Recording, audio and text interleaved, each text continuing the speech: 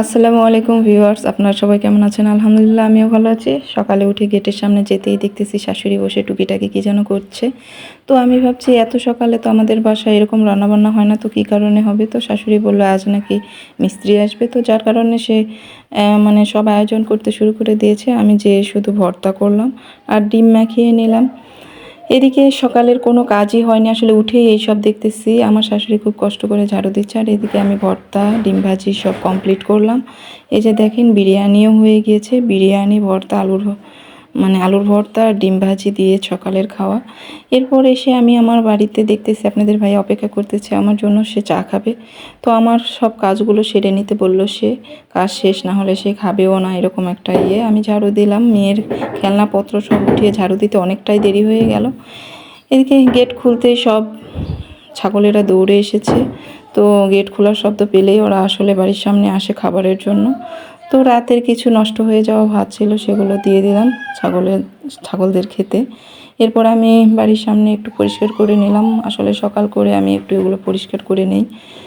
তো তারপর ভিতরে এসে আমার মেয়ে আজ রাতে একেবারেই বিছানা শেষ করে দিয়েছে, যা মানে যেটা বলা আর কি খুবই খারাপ একটা বিষয়। তো এইগুলো সব পরিষ্কার করে নিয়ে আমি চা করে নিলাম। চা করতেই আমার মেয়ে দেখতেছে ব্রাশ করে একেবারে নিজে নিজেই ফ্রেশ হয়ে গেল। ছোট মানুষ হলেও ও আসলে এরকম করে মাঝে মাঝে, কিন্তু প্রত্যেক দিন না। খুব বকাবকি করতে হয়। আজকে কেমন জানি খুব সুন্দর করে নিজের কাজ নিজে করছে, দেখে আমারও খুব ভালো লাগছে। আমি এর ফাঁকে চা করতেছি আর ওর এগুলো কাণ্ড কারখানা দেখতেছি। খুব মজাও লাগতেছে আজকের এই ওর এই কাজগুলো দেখতে। ও আসলে ভয়েই এগুলো করতেছিল যে ও বিছানা নষ্ট করেছে, আমি যদি বকাবকি করি একটু ভালো কিছু করবো, এই জন্য ভালো কাজ করতেছিল আর কি। এরপর আমার খুব তৃষ্ণা পেয়েছে, আমার গলা শুকিয়ে গিয়েছে, আমি পানি খাচ্ছি, ওরা তো চা খাচ্ছে। তো আমার চা আমি জুড়াতে দিয়েছি, আমি ঠান্ডা না হলে চা খেতে পারি না, আমার খুব চা খেতে পছন্দ অতটাও না আর কি। এরপর আবারও চলে এলাম শাশুড়ির বাসায়। এসে দেখতেছি শাশুড়ি তো ক্লান্ত হয়ে গিয়েছে, শুয়ে বাতাস খাচ্ছে। কারেন্ট নেই, সে পাখা বাতাস করতেছে। এরপর আমি কাটাকাটি করতে বসে গেলাম দুপুরের রান্না। আমার মেয়ে তো আইসক্রিম নিয়ে এসেছে, আর আমার গলা তো শুকনো আছে, বুঝতেই পারতেছেন আমি কাজে ব্যস্ত। তো আমি একটু খেয়ে নিলাম, খেয়ে আমার মেয়েকে দিলাম যে তুমি খাও বলে আমি আবারও কাটাকাটি শুরু করলাম, আর আমার মেয়ে খেলাধুলার কাজে ব্যস্ত। এরপর আমার শাশুড়ি বলতেছে কখন যেন বৃষ্টি আসতে পারে, বলা তো যায় না। তো আঙিনায় যে চুলা আছে, ওই চুলাটা আসলে উপরে ছাউনি ছিল না, যার কারণে ওটা একেবারে বর্ষাকালের জন্য ঢেকে দিতে হবে। তো শাশুড়ির মন রাখতে আর কি আমি সব কাজ ফেলে রেখে আগে সেই কাজেই চলে গেলাম।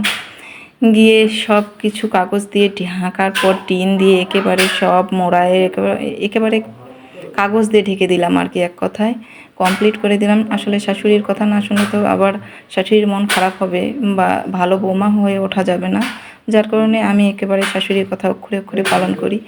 এরপর আমার রান্নাবান্নার কাজ শেষ করে মাজা টাচা সব কমপ্লিট করে আমি হাত মুখ ধুয়ে চলে এলাম ঘরের মধ্যে। এর মধ্যে প্রায় 12টা বেজে গিয়েছে। তো এসে বাতাস খাচ্ছি আর শাশুড়ির সঙ্গে গল্প করতেছি। এই যে এগুলোই ছিল আমার আজকের রান্নাবান্না।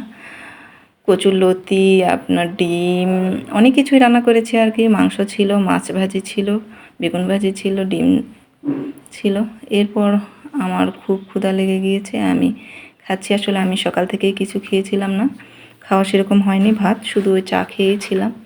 তো এরপর আমার শাশুড়ি বলতেছে মা একটু আমার আঙিনা বারান্দাটা একটু খারাপ হয়ে গিয়েছে, একটু মুছে দিলে খুব ভালো হতো। তো শাশুড়ির মন রাখতে বললামই তো, শাশুড়ির ভালো বৌমা হতে গেলে এরকম পরিশ্রম একটু শাশুড়ির জন্য করতে হবে, তা না হলে ভালো বৌমা হয়ে ওঠা যাবে না। আলহামদুলিল্লাহ।